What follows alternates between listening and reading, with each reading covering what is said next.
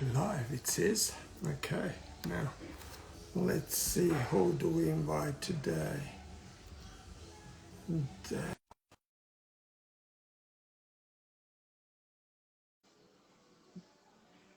Okay, let's see. What's going on, Dale E. Walsh? Okay, view request. There you go. Let me know if you are on, brother. Accept. There he is. There he is. How are you, Rodolfo? What Long is time no going on, talk. Mr. Dale E. Walsh from Hackensack, New Jersey? That's me. That's you, my man. That's you for sure, man. How are you today? Good. How are you? I can't see you yet. You can't I see saw you. me, I can't see. I saw you before, but now I'm just seeing me. dude, because you're much better looking than I am, brother. But I don't have your experience. You don't want to see me, brother. You don't want to see me. You're very close to the end of the day. You don't want to have any nightmares. So that's why Instagram is just showing you your beautiful face, my man. How you been, brother? Very well, thanks. How are you? What's going on? Long time no Man, talk. We had some technical difficulties, and nothing changes if nothing changes is back though. I hope. we are definitely it's definitely going to be back soon, but we're taking a break of that podcast, but yeah, we'll definitely be back on that one soon again. That's why today we're doing IG live, my friend. Look, we're progressing into this world, right? So that's what we're doing today. So we are kind of changing the platform and giving the podcast a little break, also because we have some Wi-Fi issues today. But hey, we can still do something over here, and hopefully, we can bring some value and all of that. I'm still trying to figure out how this whole thing works because it pop-up messages and stuff like that. I don't have my glasses on, so I'm like kind of like, what is going on? What is this thing saying? You know what I mean? But anyway, it's all good. Listen, what do we want to talk about today, brother? It's been a while, and just came back from the gym. Check my face out; it's wrecked. I You know what I mean? saw that before, I saw that before you disappeared. But yeah, we can just talk about the new year, about what's been going on. We haven't like really connected for like 3 weeks, and I've been like expanding constantly. I've been doing challenges. I'm doing a Les Brown public speaking challenge right now, and I did a like a basic Russell Brunson ClickFunnels challenge, and also like one other challenge about affiliate marketing. So I'm just like expanding my brain, which was already outlandishly Yeah, big. it's a beautiful things about challenges, right? I mean, at the beginning of the year, everybody has a challenge. Even though the rest of the year we'll bring our own challenge. One of them is definitely, the beauty about joining a group of people, going through this challenge together, 5 days, 3 days, 30 days, whatever it is, right? And working with Tony Robbins, that is, I've seen a lot of that stuff going on. People join, people are surrounded by a group of like-minded people. From their little groups form, that they want to catch up after the events, and kind of stay with that beautiful energy and that motivated energy, that momentum, trying to get that momentum going. Yet what we have found seeing is that drive, that awe, that excitement really actually dissolves very, very quickly. Right. Oftentimes also because people go back to their own lives, go back to their families, go back to their jobs, go back to everything else, and now they don't have that support of the community, don't have the support of whoever is managing the challenge. and now they regress really, really fast. Right. What we also have seen, people have joined different groups and they made up their own groups, right, to keep accountable, to keep motivated, and so on. What we have seen is that oftentimes you might have a couple of people who are really diligent and really implement the tools and whatever they are learning. But then there are some people who might fall behind.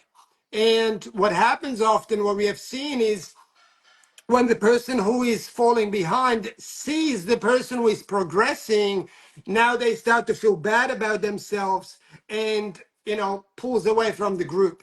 So they might come Right. on and then they stop coming on and then they come on again, stop again, and then all of a sudden they're off the radar because they feel, oh man, I can't keep up with this. Those guys are better than me. I can never do this. And then they go back to their own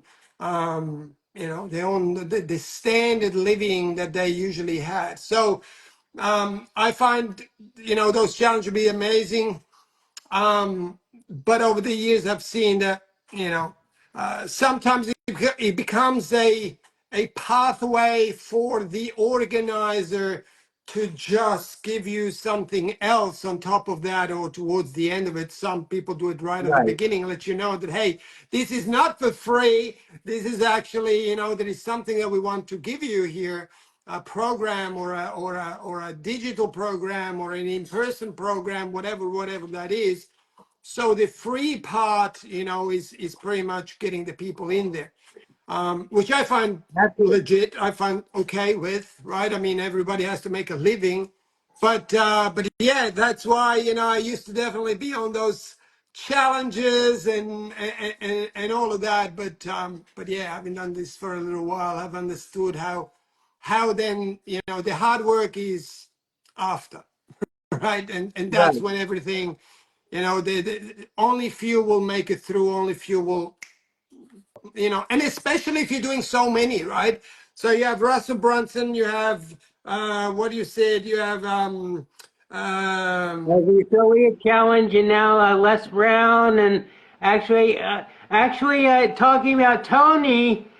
Tony had one this week, and I just didn't have the bandwidth for it, So I feel sort of bad, but what you're talking about is, I think, very true, and it's like very discussed in the identity, the source of identity community about this idea of a thermostat, and people go to these challenges and say they're 65 degrees and they get all psyched up and they get up to 80 or 85 and even 90 degrees, and then they lose the community and they're within 3 weeks they're back to 65 or even lower, so I understand exactly, but I take things with a grain of salt. I just the Russell Brunson thing. I mean, he was selling like a basic 2,000 click funnel deal, which sounded very good. But ultimately, his is like, I can't afford it, and I mean, they make the community extremely attractive, and basically, join us and we'll make you millionaires. That seems to be like the basic promise, but ultimately, I was just curious about ClickFunnels. I'd heard a lot about them, and I got out of it what I wanted to, which is information and just like understanding about what a basic understanding of what they are, notwithstanding the salesmanship. I mean, obviously all these guys are like extremely good salesmen, and they you aren't going to join a challenge for free. Ultimately, the Les Brown I've already talked to, and I'm very interested in public speaking and really like getting to learn, how to public speak. And Les Brown is really like the master at this point because most of the old guard has passed away. But but it was like a $3,000 program that Les Brown was selling. But I'm just like going to go to the program and get what I can out of it. And Meanwhile, I'd like to welcome and say hello to Elizabeth, Karen, and Hiwa Makani, who have joined us. I thank you very much for joining us.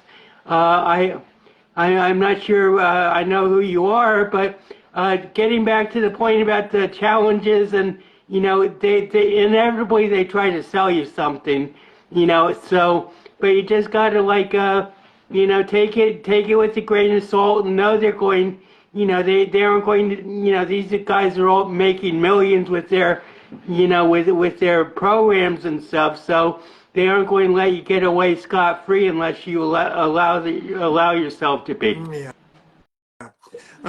Yeah, totally. I mean, again, but and I don't find it wrong or anything like that. You know what I mean? I mean, there's a lot of people who usually get pissed off when the offer comes out, but this is what really it's all about. You know what I mean? Obviously, they're going to give you some sort of value and some sort of input and guidelines and whatever, but at the end of the day it's about selling you something, which is all fair enough. Regarding the ClickFunnels, man, it's funny because I've been with ClickFunnels from I started using ClickFunnels 2019, in February 2019, and I believe back then it was a really, really great platform, definitely avant-garde, ahead of anyone else, really. The support system was great. The platform was amazing, everything.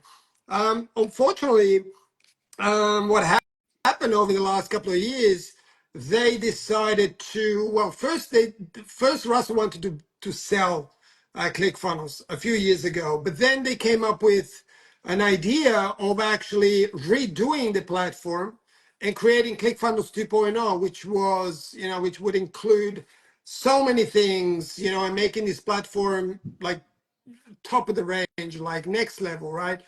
And I actually signed up to the 2.0 2 years ago when they launched it, and so on and so forth. And now it's been going on. I think it's now been 2 years that 2.0 has gone on. Yet that platform does not work, and they're literally trying so bad to bring in new people, because a lot of the main players, I'm talking the big marketers, the big companies, the big people, they all left, right? Because the platform ain't ready. Ain't ready. I'm not even sure if it ever will be, because it started from the wrong foot. They sold a product that was not ready, and they stopped implementing and improving the platform who most of the people used. So the classical version of ClickFunnels, which now you can, by the way, not even join. Not only you cannot join, but even if you have that, if you had a ClickFunnels Classic, their support system is nearly non-existent. It's all ticket based. So before you will be able to jump on a chat and they speak with you and just guide you through things. That things is gone since over a year. So now everything is ticket based. You got to put in the question and then someone will eventually reply, and it's super clunky to communicate and so on. So yeah, I think yeah, the numbers dropped heaps, right? And so now they're trying to get as much people as possible in, but you can go on the Facebook groups, you can go on even online and check on the data and stuff like that, and you can see the numbers literally plummeting. And that's the reason, because 2.0 ain't ready, and all of the things that they said it will do, it's actually either not doing or doing very poorly. So actually we jumped ship as well last year. We're now using a different platform, which, by the way, is wow, it's on a complete different level. The support system, the platform, the things that they bring out pretty much on a daily basis, it's a completely different level. So it's unfortunate, because I definitely was a huge supporter of the platform, and we loved it, absolutely loved it. But it came to a point where yeah, where you just gotta say, you know what, I respect the guy, and I definitely do respect, Russell and everything. I think he's a great man, and obviously now he's kind of shifting over to the self-help as well with his new programs and stuff like that. Yeah, the So secret to success. yeah, The Secret book to club. Success. That's correct. So he's putting a lot of emphasis and focus on that. And I think that platform, you know, look, looking back, I think instead of having done and tried to do something at 2.0 and having done the job they did now, and most people left, they should have, he probably could have sold it, because if he still sells it now, I'm not sure how much he's going to get for that platform, because it's definitely not, it doesn't have that name anymore as it used to. ClickFunnels was like, and Right. I loved it, but he ain't that platform anymore. And we signed up for that offer as well last year. It was 1997 for a year, and blah blah blah. But man, we tried it. We tried to work with it, but it was hard, man. It was literally hard. So Right. Well, time came to jump ship and go somewhere else, and where honestly, I mean, it's a completely different ball game. It's literally like the moon and the sun. That's so different, quality right. wise, support wise, and anything like that. So yeah, for sure. But hey, that's another, and it's a lesson. You know what I mean? You sometimes you are good at something, and yes, it's inviting to be good at something else, and sometimes it works. But if you are good at something, just become a master at that, rather than, trying to do, and now you want to be, something else. And that's what I love about Tony. He always was there. He never changed that. Of course, he has different companies, but he, doesn't do, he runs the companies, but you don't see him going live or talking about them. What he does Right. is, the inspiring motivation and, personal development and stuff like that. So I honored that. But yeah, So so speaking of being the master, I told you that I started the new year with a new form. I put the sonnets away, and now I'm doing Dales, which is like my unique form. It's 6 words a line, 2 sets of 9 rhymes apiece. So would you like to hear an example? let's do it, brother. Wait. Okay. I'll do this one. It's called "I Still Identify with Divine." I do not particularly want fame, but I must honor my name by getting ahead in human game, while avoiding any hint of blame, since everything always remains the same, as people learn desire to tame, making gift of salvation their aim by helping to walk the lame. And ultimately we must trust in God, living in this fragile borrowed bod, aspiring to connect with the angelic squad, trying to be authentic, never fraud, following the path that Jesus trod, in holy land of promised sod, working to overcome the devil's pod, receiving from the Lord appreciative nod of approval for this reality mod.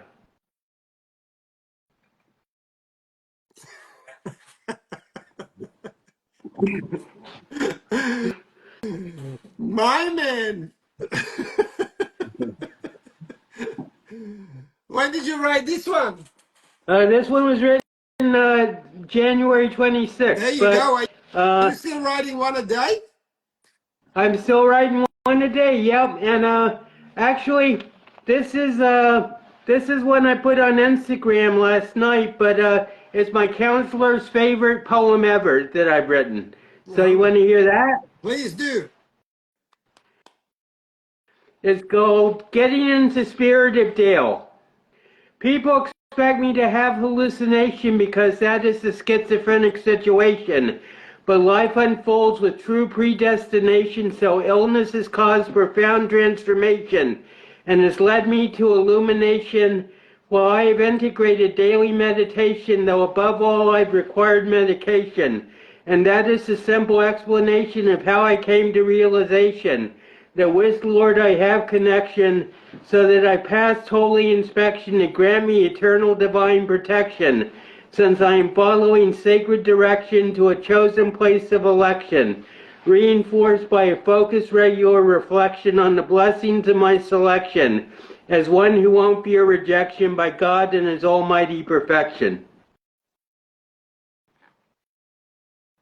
Uh-huh. There you go. There you go. Nice. Nice. So that's the favorite of your That's therapist? the new form. That's the new form I'm pursuing. The Dale. I Okay. call it a Dale. And that's your form? Yeah, it's my personal form. Okay. Yeah, cool. Hey, did you hear about all the stuff that is going on with social media now? I'm not sure I did. What's that? You know, the Congress and all of that stuff. They all had to come up and speak and tell. They trying to crack down on some things.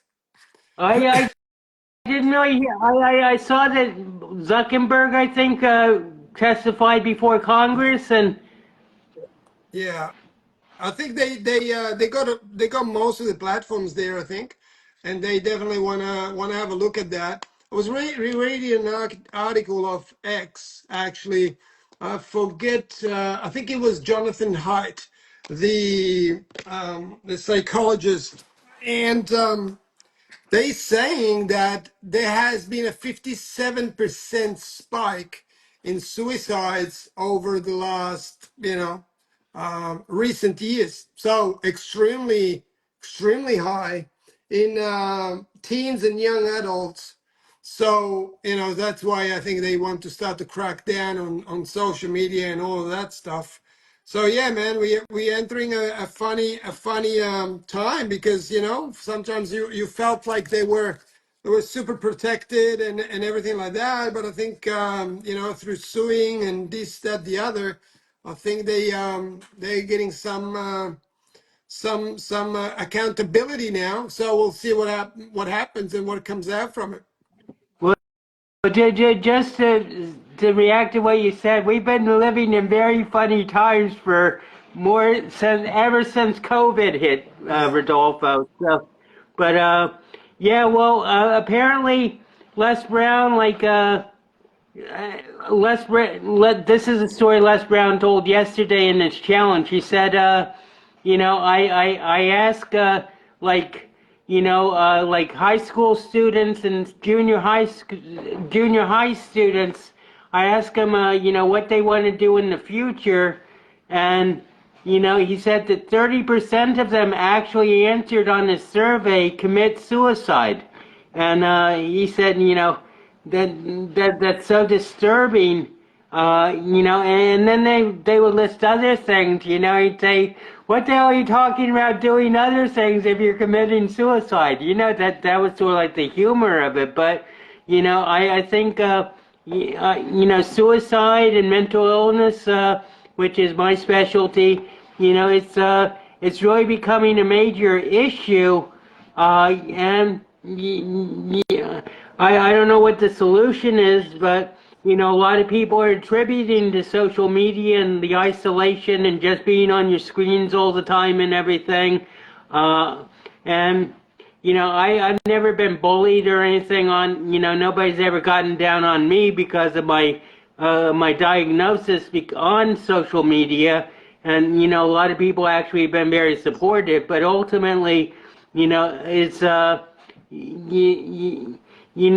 power of social media is so great that I can understand how, like, young kids could be totally intimidated or bullied or something on social media, and that has to be worked on. But I don't know what the solution is to suicide ideation by so many young kids, but it's just like a lot of people think there's nothing worth living for, and to me, having come through 49 years of schizophrenia, I say, well, every day, I find something more to live for, so it's just like a matter of like talking to, reaching these kids and saying, look at the beauty of life, instead of like just focusing on, getting the almost narcissistic self focus that leads to suicide. Yeah, so man, that's crazy to hear about. Um, the 30% answered that. That's like crazy, dude. Right. That's crazy, man. I mean, from someone who was at that space, I know how you feel when you're there. It wasn't too long ago for me, but man, when you hear that, and yeah, absolutely, the world is definitely in a very, very funny place, man.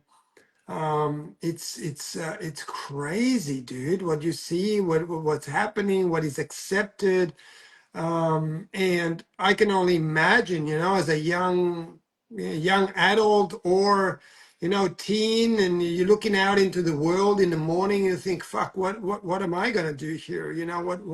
What is it gonna be? How is it gonna be? You look around you, your loved one might be struggling, the people around you are struggling. It's like, man, um, it can become a reality for sure, and you don't have that light that comes through. You don't have the little lighthouse, someone that pops up into your life that gets you to switch that view. Man, it can get hard, dude. It's crazy. It's sad, man. It's really sad, dude. Well, in all my 49 years of mental illness, I only had 5 minutes of suicidal ideation. And I have been in despair.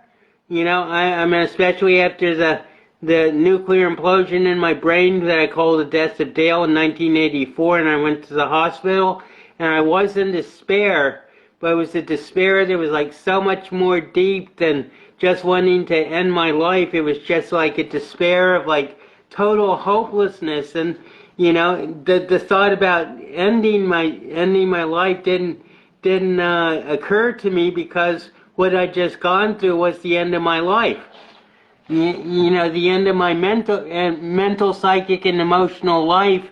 Although my body survived, and but as for like actual thinking about like hanging myself or taking pills or anything, that only happened to me one St. Patrick's Day when I felt I was very alone, and just as I was like sort of like looking in the bathroom, my friend called me and said, "Do you want to go out?" So that ended that. So I really feel that the Lord has been looking after me all the time. And my faith is very, very strong, and my belief in God, and I'm not saying I'm not suicidal because I fear damnation, but ultimately I've had friends who commit suicide, and it's just like such a sad situation because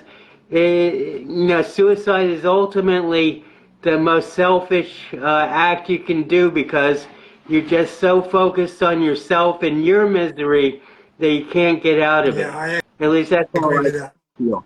I totally agree with that. I mean, for someone that has been at that point, it's definitely a cowardly act. It's a cowardly act, because yeah, you totally focus on yourself. You want to put an end to it, but you don't understand or think about the savagery and the destruction you leave behind to the people who stay behind and then gotta go through the process, and then they feel like they are responsible for it. They could have done something more or whatever, and that can literally go down a very crazy ass place for those people, you know what I mean? So yeah, I totally understand what you're saying, for sure, absolutely. But yeah, it is sad for sure. I mean, the stuff that is pushed today, what is attractive online, and all that kind of stuff is. You know, it is crazy, and even the mentality of people who you listen to sometimes. You know, you think like, fuck, how did like how did this person make up this thought, this belief about life and Right. about, you know, um, it really makes you wonder, you know. But yeah, it is definitely a sad time. It is definitely a sad time. How you turning it around, man? I don't know, dude. You know, the thing is, I'm 55, turning 55 this year, and you know, I think about my upbringing. Obviously, it wasn't the best one, but you know, the people around me were people with guts. You know, that generation was strong, and yes, they might not always have had the best, you know, decisions and stuff like that, but nonetheless, it was extremely strong, and the generation before that, you know, even more so. Now we are still, I mean, you're a little older than me, but we're kind of like in that bracket there. You know, we still have some of that resilience, some of that, um, you know, moment of clarity, even if you wish, even in a moment of despair, which you and I both have been. But something pops through sometimes, you know, has, thank God, because we're here. Um, but today, like the next generation, what's about that? Like the next generation. What about the kids? We live in a street here where we got a lot of kids, right? But man, you look at them, it's like, fuck. There's no manners. There's no, you know, man, it's like I you feel it, you know, it's like, fuck, if I would have done that as a kid, fucking good luck. Man, forget about it, you know what I mean? And I'm not, you know, I'm not saying you have to, you know, discipline and all of that. I think a little bit of discipline is okay, I believe, truly. But obviously, I'm not talking about, you know, the beat down that we perhaps got, and I'm not sure you, but definitely me, and definitely, you know, the story of my wife and so on. You know, we were fucking disciplined. But looking back, looking forward now, and looking like, okay, well, it sucked back there, but I know what it did for me. You know, it's like, yeah, man, I was able to, you know, become a little bit more resilient, understand morals, understand values, even though I didn't when I was younger. But now today I do. Now today I realize the conversation I had with my dad, the limited conversations I had with my father, what he used to tell me and stuff like that. That back then I would like say, ah, that's all bullshit. You're too old. I'm young. I got right. this, whatever. And today it's like, fuck, I should have listened to the man. You know what I mean? He knew what he was talking about. But when you look outside today, if you see any kids, if they're not on their freaking phone 24/7 or on an iPad or on a computer or whatever, right? You don't see them. But here we have a few kids that come out. We got a basketball ring there and they play around and whatever, but it's a complete different way of being today. There's like, you know, if you and I would have done this, our parents might forget about it. You know, they would discipline you to learn. Hey, there's things you got to do in life. You can't be a savage. You know, Right. you're a freaking 5 years old, 8 years old, 12 years old. You gotta learn how to be in society. And now, you know, I'm looking at these young kids, young adolescents, you know, that go to a teacher and smash them and all this shit and all this stuff that you see. Dude, in my time, forget it. You went close to a teacher, you're done, bro. You're like, Right. you know, good luck if you didn't get belted by the teacher, but you were done. Today, there's no repercussions. You know, I remember back in the day, if they called you to come forward to talk about something or show something, if you would have said, "No, I'm not doing that," man, not a good time. You know what I mean? There were Right. repercussions. Today, you know, I know a few teachers. I know a few um what's they called, the ones above the teachers? What's the word in Teachers English? aid, Huh? Prin- principals. principles, right? It's a savagery, dude. It's like you can't do this, you can't say this, you can't do that, you can't. It's like a free for all, right? So the kids are like, no, I'm not doing that, no, not interested in that. No, I don't want to speak up, and don't. No, I feel anxious. I feel this. I feel that. It's like, how are you going to go out in the world, man? Because whatever they are telling you that when you're gonna be an adult, that everything will be given and everybody will have a medal. Forget it. It ain't gonna happen. That shit ain't gonna happen. And so, how will these kids, as being young adults, as entering the workforce, but not only having relationships, becoming fathers, becoming, I mean, the family is under attack. We can see that, obviously, but there will still be people who will have family, and obviously things will carry on. But I'm saying, how will they be? Without resilience, without, thinking that everything will be given, right? Man, it's going to be a tough time. You know what I mean? It's like, Well, actually, I'm just thinking historically, I mean, the baby boomers came out of World War II parents, and those parents were very strong, and they beat the Nazis, they beat the Japanese, and they came home and they started getting married and having babies and everything, and so, but this whole thing began. I'm a boomer. I was born right at the exact center of the boomer generation. So I was born in 1955. But the boomers were they they were the first generation that was truly pampered. I meant there's so many. I meant because so many boomers were given a right of entitlement because they were boomers. I mean, no generation had ever been like seen before like the boomers. Not only was it the largest in population, but it had like, it arrived and it was like the fuel and the motivating force behind like the entire industrial world. I mean, I'm sure you've seen like people like first it was like diapers and formula, then it was like toys, then it was like cars, then it was like college, then it was like houses, and this whole like extended balloon has been going through history, and but boomers were given the entitlement to be able to live their own life, and their children they passed down to this sense of entitlement, and now it's like 4 generations further, and everybody feels they're entitled and nobody has to work, and I think Tony said this, correct me if I'm wrong, but he says, tough times make strong people, and weak times make, and easy times make weak people. Did he say, was yeah, Tony the one that said that? I think so.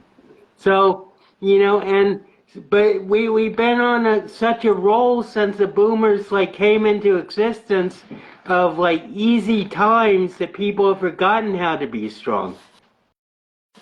yeah, 100%. I mean, Ty Lopez would always say, he would always quote, countries are created stoic and die Epicurean. What he meant by that is like countries are built with strength and resilience and commitment and focus and all of that. And then the Stoic ways, right? And then Epicureanism, which is, love, enjoy life, enjoy everything like that, da, da, da, da, da, as per the Greek philosopher Epicurus, you know, countries die Epicurean. Why? Because now we stopped caring, we stopped going hard at it, we stopped focusing on it. We just now we just going like that. It's like the Roman Empire, big empire taking over the world, and then they got soft. And then they got soft, and they didn't worry about it anymore too much, and thought everything was done and everything was good. They had the controls. And then you get the barbarians coming down from the north, freaking freezing places, strong as heck, didn't care, savagery, and the whole Roman Empire is gone. Right.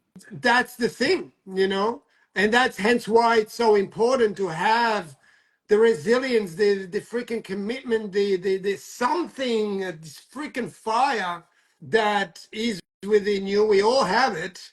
We all have this animal part of our brain, and that fire can't be shut down. We live in a time they are telling you to shut down your fire because you shouldn't be, right? You can't be the man who has a drive, who is this, because all of a sudden you're a misogynist and all this bullshit.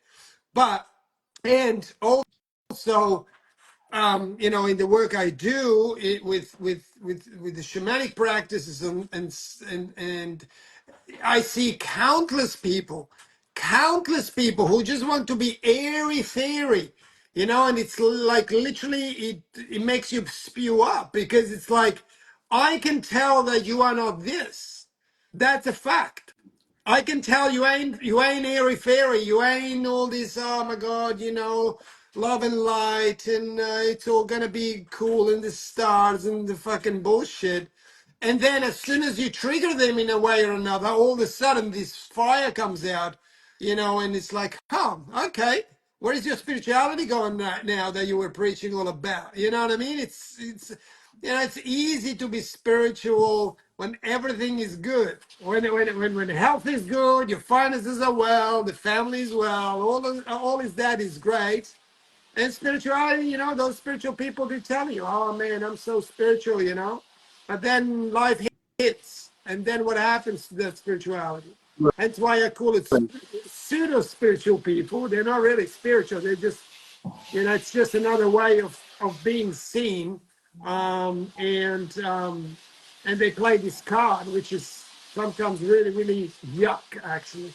But Well, one thing that just occurred to me, and I think this is very relevant, is that you talked about the Roman Empire and how all the empires and all the great civilizations have like fallen because they got soft or went from Stoicism to Epicureanism. But the difference is now we're such a with the communications, the internet, and everything, we're such a global community that's not confined to like one empire that is like dominant and then the others are like trying to overthrow them. It's like the whole world has been affected by this softening and this and I want to be careful because you can say things have become soft and everything, but on the other hand, you look at situations currently, and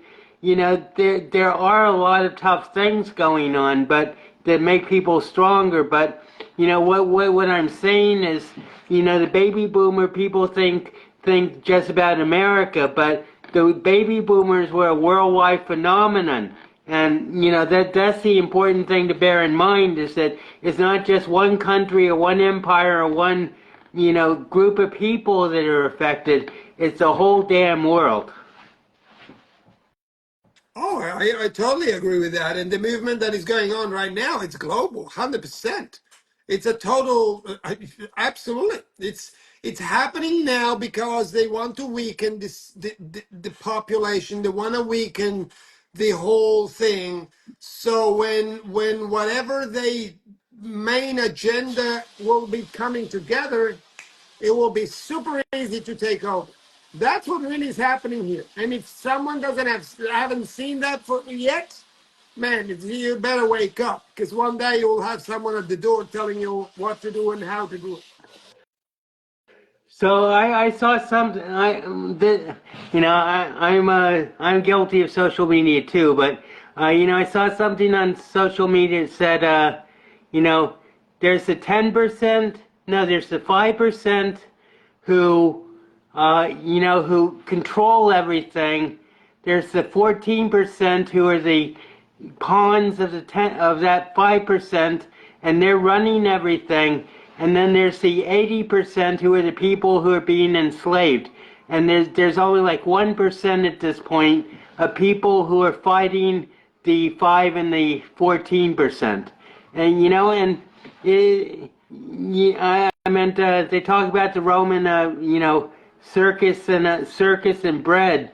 But there's so many distractions in life these days, that people can turn their attention to, and it's very like hard for someone to really see clearly what's going on, because there not only is there like a lack of information and a lack of proper information about of the truth that's going down, but there's also like the 80% who are actually the 95% of people who are working actively to distract you and to like not let you see what the agenda of the 5% are.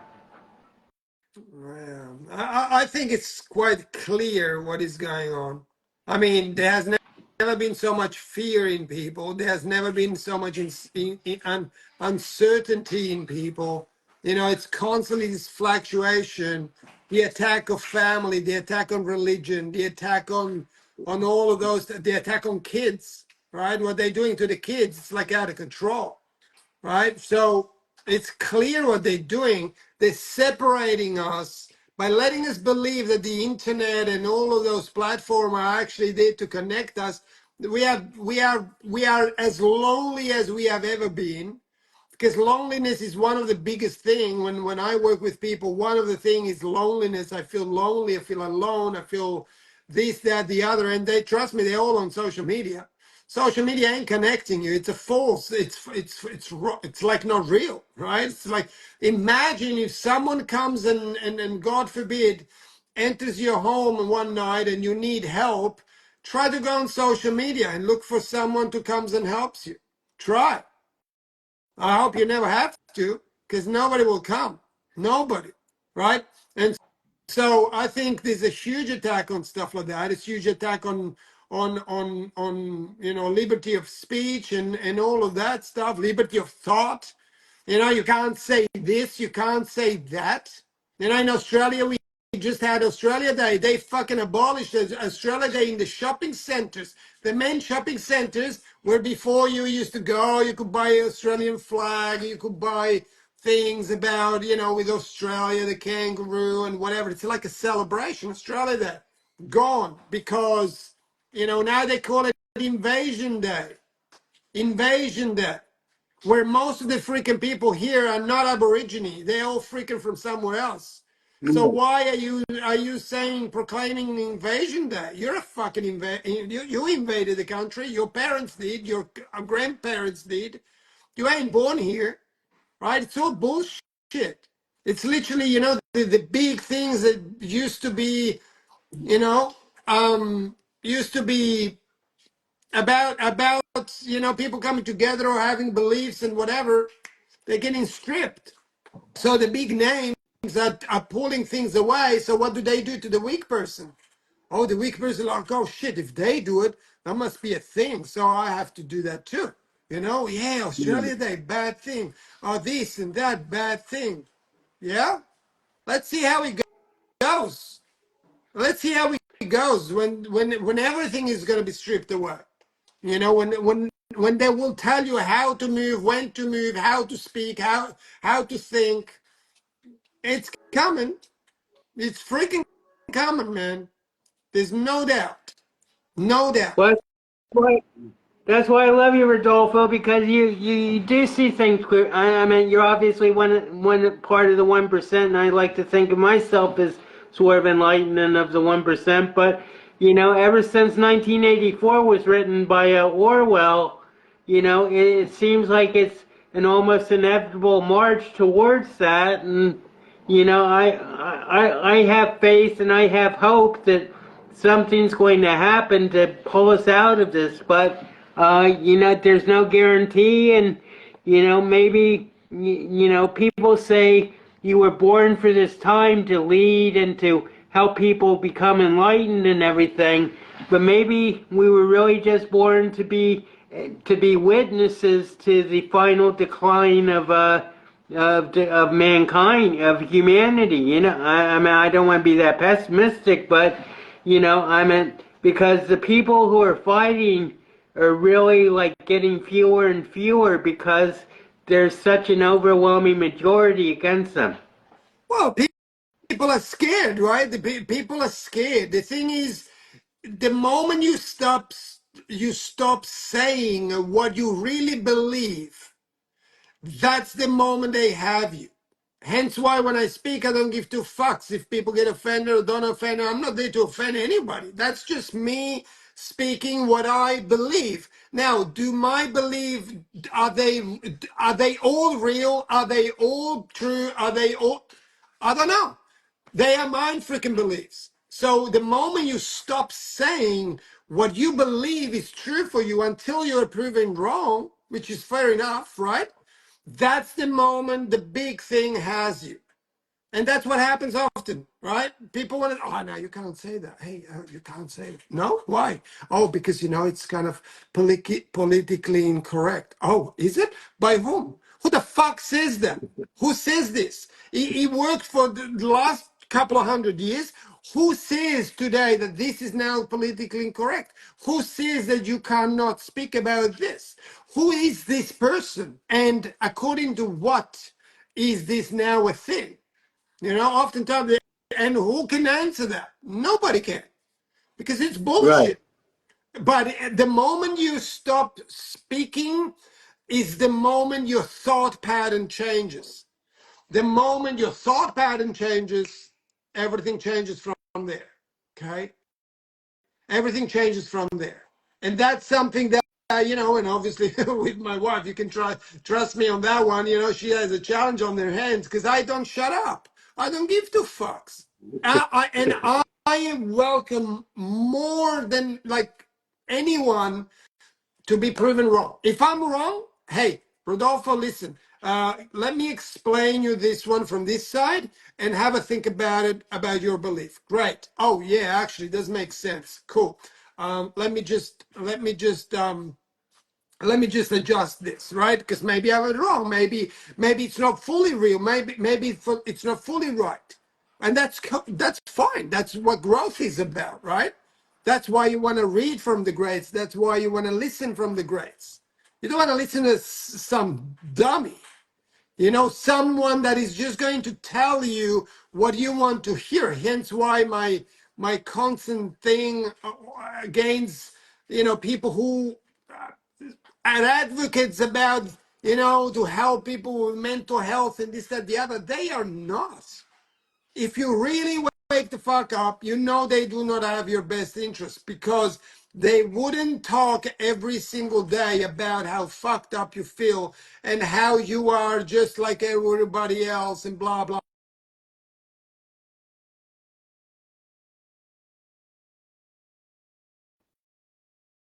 Hello.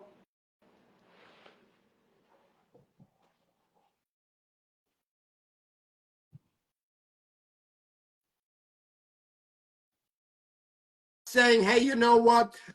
Yeah, you're anxious. Oh, does your anxiety feels like this? And obviously, the anxious person is like, oh shit, yeah, this sounds is like that. So I'm fucked. And then everybody else, oh yeah, me too, me too. Oh yeah, me. Oh, beautiful. Now we are a beautiful box full of anxious people who are just gonna hang out, sharing how anxious they are, while nobody's telling them what to do. Nobody's telling them, hey, you know what? I think you're gonna have a look at your life. I think I think you have to look at things in a different way. Try to understand it.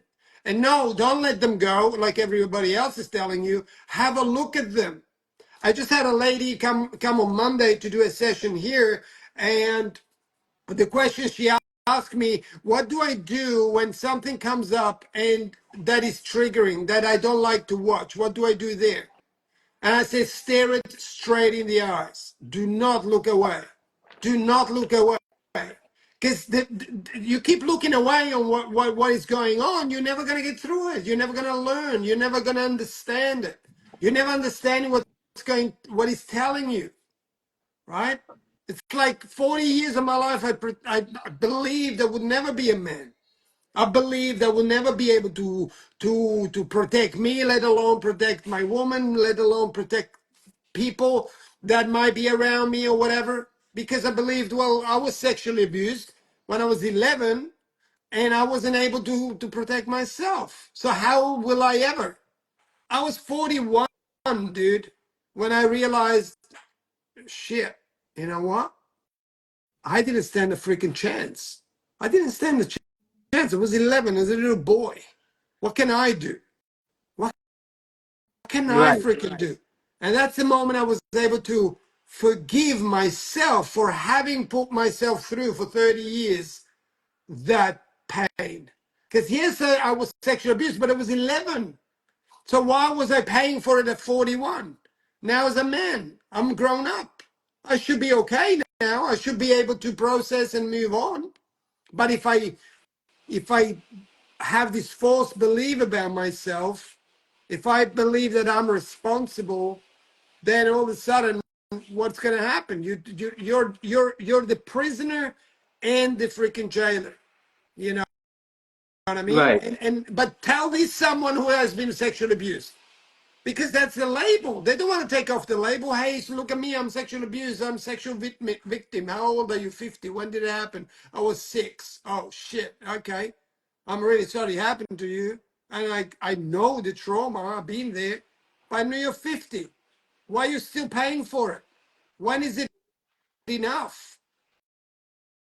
They ain't going to tell you that, right? Because you ain't coming back tomorrow. That person ain't coming back. And so they'd rather tell you some bullshit about your inner child, about all this crap that people just drink every single day and they don't, nothing changes for them. You know what I mean? And I think more than ever right now, the truth needs to be spoken. Things need to be a little harsh. Hey, dude, Right. you're responsible for your own rescue, mate. Nobody's going to come for you. Nobody. Nobody will put their life on hold to come and pull you out. They might show you. They might tell you, hey, over there, I can see over there. Check me out. I'm climbing this ladder now. Can you do that? Because nobody's gonna come and put you on their shoulder and climb the ladder with you. It's too hard. We're not meant to do that. It's like that experiment they did with the cocoon. I don't know if you saw that. You know, these scientists, whatever, they made this experiment on the butterfly, inside the cocoon, and they watched these butterflies, this cocoon, Right. turn into a butterfly. Right? They're breaking through. It's a fucking struggle, and then all of a sudden, boom! They come out, and these beautiful butterflies open their wings and fly away. Right? Beautiful. So they thought, you know what? They're struggling. So let's help. So what they did is with the scalpel, they actually managed to cut the cocoon very finely so that the butterfly didn't need to struggle that much to come out. You know that It every couldn't butterfly fly. died. Yeah, it couldn't fly and it died, right? Yeah, died. Right? Nature. Nature talks. Nature shows best, knows best. Right? So sometimes these things that happen to us, and they are unfortunate. I trust me if I know. But that's the butterfly. That's the freaking cocoon. Now it's up to us to be the butterfly, to come out of that. Now, are we all meant to speak? Are we all meant to become coaches and mentors? And no, this is bullshit. That's another bullshit pretend fucking belief. You're not. You can just do your job and be the inspiring person at your job because you're doing your job in a. I have a client, right? Flew from London to here to do some work over the last retreat in January. Goes back, man, her anxiety is gone, this, that, yeah, everything. She's feeling amazing. Sent me actually a Voxer this morning, and she's like, man, I literally feel freaking like newborn. Like literally fucking amazing. Trust me, we brought it through the hardest fucking times she could have ever believed going through. Again, Same thing, resilience and understanding my story so I can heal, moving on. But she was saying that, on Thursday, she's looking for a new job. And she's like, okay, how do I feel motivated, like going into this job that I kind of don't like anymore and I don't want to move on and blah, blah, blah, right? And I said, listen, they have two choices. You don't have many. You have two. One, you go in there and you hate every second you're in there. And trust me, that will just permeate through your life and your life will suck. Because now you're in a battle. You don't want it. You don't want to be there. Everything sucks. The people suck. The job sucks. Everything sucks. You can do that. And that's fair enough. Or remember, remember how it felt when you were going for that job, when you were looking for that job and you had the interview and you went through the process and then you were waiting anxiously to get the job. And then you got the phone call and they told you, you actually got the job, you're starting on Monday. Remember how you felt. Remember how you walked into that job. Remember what team player you were. Remember what you were giving to that job. How many hours you spent. How many over deliveries you did. How much inspiration you had to be a great team player, a great worker, and help this company go up, grow and whatever. Think of that. Become that person. And you watch, you're going to have a freaking amazing time until the moment is that a new company will hire you and you let this one go with dignity, integrity, honesty, and everything, and with your best freaking version, and then you transition. And this morning she sent me a voxer just before we jumped on here. She said, man, I had a freaking amazing time my first week back, because obviously she came here, then flew back, and she started on Monday. Right.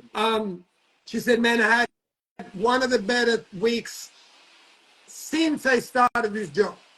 I went in completely different and I listened to the advice. And even people told her, hey, Sarah, what's going on? Like, you're really happy. You feel like you're really happy. It's beautiful being around you. Completely different. Imagine you would do that to your relationship. Oh, my relationship sucks. My husband sucks. My wife sucks, and we lost connection. This, that, it's bullshit. She complains. He complains. Blah blah blah. My usual answer is: are you the same person who started this relationship? When you started the relationship, when you met this woman or this man, how did you present yourself? Pretty sure you had a shower, you cleaned yourself up, you washed yourself, you put nice clothing on, perfume, you were super happy, you were perhaps funny, you were innovative because you will bring here and there and this and that. Are you doing all of this today? Oh, actually I'm not. No. Hence why your freaking relationship sucks. You took it for granted. And now instead of doing something about it, you're hating about it, hoping that it will change out of the blue. It's such much deeper work. That's the people we want to be. That's the people we want to become. Not whinging. It's like, everybody fucking whinges. If you don't like it, fucking change it. Are you the person who deserves that? It's that saying from what's his name? Charlie Munger. Do you deserve what you want? Most people will get what they deserve. That's what he used to say. Most people, if they fight long enough, will get what they deserve. They don't get what they want. They get what they deserve. And so that's why I feel, and believe wholeheartedly that life is fair. It's always fair. Thank God. It's Right. always fair. Right? Well, you're basically describing what you went through with your wife, right? Man, yeah, absolutely. 100%. You know, we disconnected. 2017, completely disconnected. I was moving one direction and expected her to come in the same direction. Because if she didn't, then I believed, oh, yeah, now marriage is probably not going to work and it's going to suck and blah, blah, blah. It's bullshit. You can't expect someone to change just because you want it. It's not your, it's like Eric Thomas says, if you have a dream, don't expect someone else to push you along to achieve your dream. It's not their dream. It's your dream. That's like, oh yeah, I can't achieve this because I don't have the support. Okay, whose support you want? Oh, I want support of this one, this one, this one. It's not their fucking dream. It's not their vision. And they ain't gonna support you the way you want it. So step the heck up. Get around people who are on that same vision, that same thing, and spend some of the time with them. And you can each other kind of push you guys around. But what you have behind you, the family, they are different. They have a different role. It's a different role, Right. and if we believe that it's a good family just because they give us what we want or they are the way we want them to be, that's bullshit. Because now you're making your world perfect while their world is collapsing. Because they have adjusting, they are adjusting to you, and now it becomes a Right. personal and very selfish thing. So for me, it was like, you know, I don't get me wrong, I didn't leave the house, but I wasn't in the house a lot. And then one day I was like, hang on a second, let me just think about this thing for a moment. Because for 3 months we were apart, right? I was a lot in South America, this, that, the other, whatever. And then there was a moment where I'm like, okay, let me ask myself a question. Does this marriage matter to me? Because if it doesn't matter, don't worry about it, just move on. But not just in marriage, anything. If whatever you do does not matter to you, stop doing it. So for me, the marriage was, does this marriage matter to me? And I, being honest with myself, I say, you know what, actually it does matter. Right. And so, okay, great. So you got some work to do now. You pull your bullshit in and take care of it yourself without needing someone else to change for you, and just how can I now empower, support, and be there for someone to become their best self, rather than how can I make that person help me become it, become my best self, achieve my dream. No, how can I do her? How can I help that process to happen while I do my own? Now obviously we had a call and it's like, okay, Grace was here in Australia, I was in Peru. Hey, I had a thought about our marriage. Question was, does it matter? My answer was yes. Does it matter to you? And Grace said, yes, it does. Great. Okay, let's meet in a neutral space. And we met in Italy. And from there, it was a journey, right? It was a journey. So those are the things that, who is going to tell you this? The post online when you're having a shitty, you're in a shitty relationship or whatever, or depression or anxiety. The most thing is like, yeah, he's a dickhead, she's a dummy, and blah blah. Yeah, he's a dummy as well. They're all shitting on each other's freaking partners, the one that they adored the most. Now, do people change? Absolutely. But why? Why do people change? Well, how did I change? What is my responsibility for the change to have happened? Because we have responsibility, right? In Indian shamanism is about your, and Buddhism for that matter, it's about what is your responsibility for whatever is happening in your life. Don't point the finger, start here. What did I do to cause this thing to happen? And now it's a completely different ball game. Now she gets very deep, honest, and you know, I think that's the only way to make lasting changes. And hence why going back to the beginning of this conversation with the challenges and all of that, that's why that stuff does not work, in my opinion, and in what we have seen, working with Tony and stuff like that. Because it's an environment, it's a fake environment. It's a fake Right. environment. It's beautiful and it's great, and absolutely do experience it because I love going on. I don't go to many. I just choose one or two because then this person is pulling this way, this way, this way. It's like, what is my view on life, and who is having that same view on life? Okay, it's that. It's like Seneca says: don't read 1,000 or 100 different writers. Read one writer, because you will get this person's thoughts rather than having 100 who compete against each other. You know, Right. plant medicine the same way. People who usually jump from one plant medicine to the other usually extremely confused, very ungrounded, and usually things don't go very well. Why? Because they have different teachers, and every single teacher will pull the water to their own thing. It's like they gotta pull you, right? And so you want to choose one, two, and then go through the journey. Right. So Well, that's my thought just, anyway.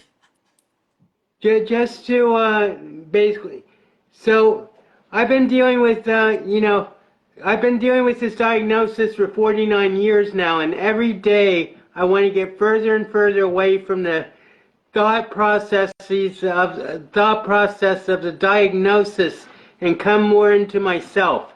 And but it's very hard because not only has it been ingrained in me and my own programming, but it's I don't want to sound like a victim, but everybody else like falls into, well, you're schizophrenic, so whatever you do is a plus and is an advantage, and you're amazing that you've done so much and everything.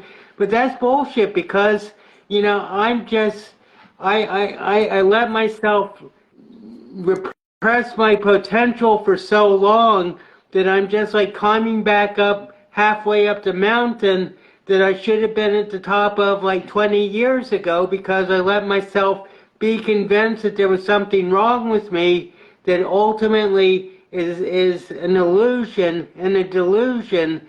And and it's just very frustrating because especially in the last 2 or 3 years, especially since I started my financial services company, I've really been like consciously working at like not only getting rid of my diagnosis but showing the possibilities of prosperity and joyful and abundance possible with my diagnosis. And that's why I have my mental health mentoring business. But ultimately, I fell into the morass of self-pity and victimhood for way too long, and it's just like I don't really believe in regrets or remorse, but it's time for I'm finally taking the time to say, I'm not a schizophrenic. I'm an extraordinary human being, and I'm a unique human being, and my whole life has been like a unique journey. And of course, everybody's unique, but but I just feel there's a stamp of like uniquely special on my life, and that's why I'm like so determined to like turn things around and ultimately prosper and become the person that I thought I was going to become 50 years ago when they took me away for the first time, and I was experiencing a bliss of experience that I'm still trying to recapture. But but ultimately, the bliss I have now is founded in reality, whereas the bliss back then was founded in hallucinogenics and marijuana. Yeah, yeah. The reality is just, you gotta keep shit real, man. That's what it all is about. Everything else, I had a call on Wednesday with one of my mentors, and it's a group environment, and they spoke about the why and whatever, and people, yeah, it's just this surface level belief of what whys are, the house, the $1 million, the security, this, that, the other, all of these things that sound so good, and again, they are. There is a space for it, but it's just that shit ain't gonna drive you. If you're trying to make money just to be having or getting or whatever, showing, that your life will always be very, very empty. In reality, it will be the moment we'll get out of this journey. And as sad as this might sound, is not about being sad, or this is the reality. We're all gonna get out in a horizontal way. Hopefully surrounded by some loved one, but maybe by yourself. You don't know. We don't know, right? But that's the moment you really will get to the truth. What did I do with my life? How was my life? What did I do? How did I show up? Did I get what I said I would get? And that will be the moment you gotta get home, man. You gotta get real. And that will be the moment where you will understand, man, I did hold myself back. Yes, I was afraid. Or whatever, whatever, whatever. Or I missed the freaking point of what life is really about. I thought it was about this, but now I understand it's about that. It's a moment that you have to get clear. You will have to come clear and let go of all of that stuff.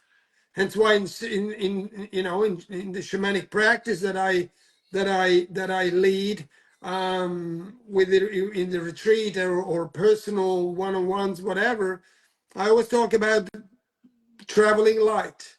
Let go of the things that are holding you back. Because if you ain't living the life you want, it ain't because the news, it ain't because the world, or the wars, or whatever, the people, it's you.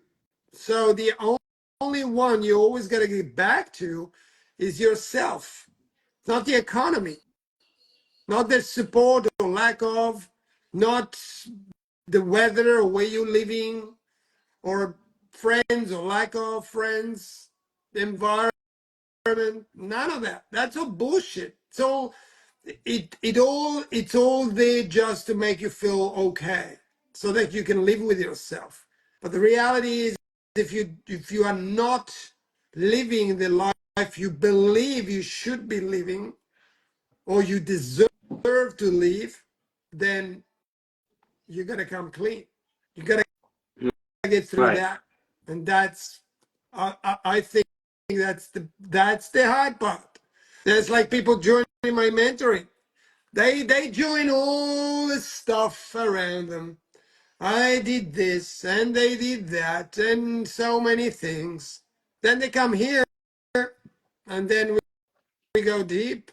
I don't want to hear your story. I don't give a fuck. Are you happy? Oh man, I've done so much healing in my life, and great. How is your life?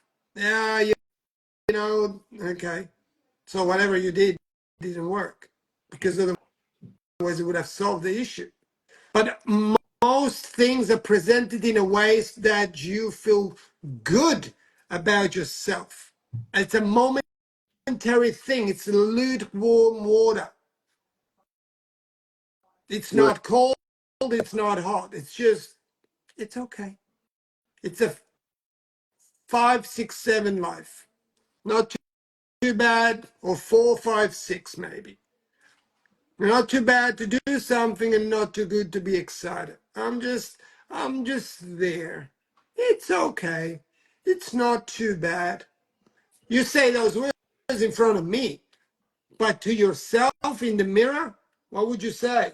In reality, man, I thought I was further ahead. I thought I blah, blah, blah, whatever. That's what the work I do. And yeah, it's in your face, but man, the changes, bro, it's like, wow. And I ain't doing shit. It's the people have to do action, have to take action. Right. But the results are just staggering. of what people, the changes they have. It's like what the you get true to yourself, you get honest, you get truth, you freaking then everything changes. Everything Right. else is just Well, a waste of time and money. And you well, just speaking jump about from one thing to the other. Say again? no, speaking about the 4, 5, 6 type of life, I don't know if you know Revelations, the last book of the Bible, but basically at the beginning of the Revelations, there's a message for like the 7 churches of Asia, and one of the ones that's most seriously condemned by Jesus, looking at that church, is you were neither hot nor cold, you were lukewarm. And Oh, that's like basically the greatest sin that there can be. yes. So, you got to get your act together, basically, he Yeah. says. But he says, don't be lukewarm, either be hot or cold, Yeah. take a stand. Yeah. And I think that's what you're Yeah. saying. 100%. 100%. You know, it's like if you're a 456, right? Would you do business with a 456? Would you make love with a 456 person? Would you marry a 456? Would you drive a 456? Would you fucking go to on a holiday on a 456?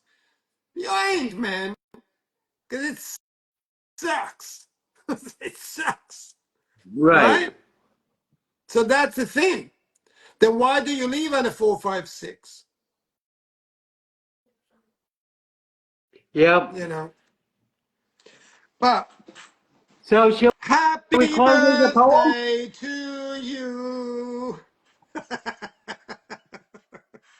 Should we close with a poem, Rodolfo? I think Let's do it, I brother. think. Let's wrap this up, man. Let's bring it home. Okay, this is called Dealing with a Lifelong Diagnosis. Oh. I must be wary of illusion that can cause great confusion, as I create for others exclusion from the source of my delusion, that for friends doesn't encompass inclusion. So they arrive at wrong conclusion about state of my mind profusion of ideas leading to deep seclusion where there is lack of fusion, of deeper self to general view of what in reality to do, seeking to make the world new while always declaring what's in queue for rest of the earthly crew, oblivious to the very subtle hue of innuendo with which we imbue the world we desire to woo with love only thing that's true. There you go. There you go, my friend. Good to hang out, bro. It is about time. It's been long overdue, and I just want to thank the people who attended, who joined Vidal, and I think it's Faramars. There was Elizabeth and McConney, and I just want to thank you for joining us. I hope you enjoyed this, and as ever, Rodolfo, it's been very stimulating and thought provoking, and you're a deep guy, so that's why I enjoy doing this with you so much.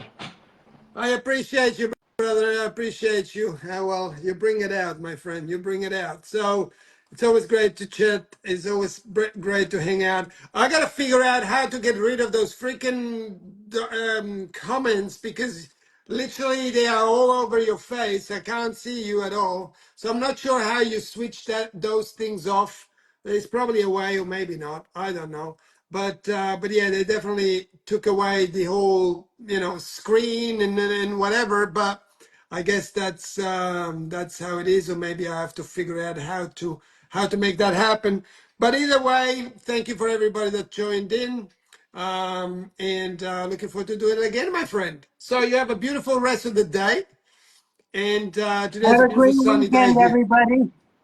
Have a great weekend, everybody, and just take care. And Rodolfo. Hopefully, I'll have my Wi-Fi back, so we'll be back on a big Let's platform soon. But do it. Let's well, do it. But yeah, we can definitely do some of these every so often. It will be cool and yeah, have fun showing up. All right.